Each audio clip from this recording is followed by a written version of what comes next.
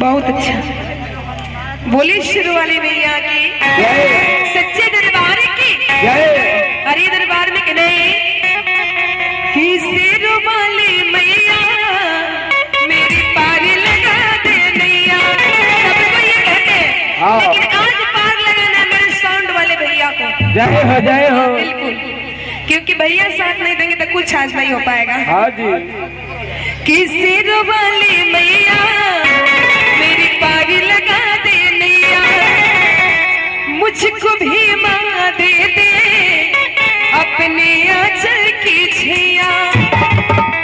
कि मुझे तेरी नैया का, मुझे तेरी नैया का अब पतवार चाहिए।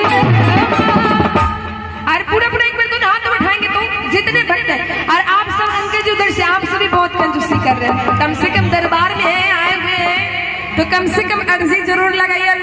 अर्जी के साथ साथ मेरा भी साथ देना आप सबको। पूरा पूरा तो हाथ उठा करके। और जैकी महोदय जी कहाँ हैं? आप भी दरबार में बैठ करके अर्जी लगाएंगे। बोली सच्चे दरबार की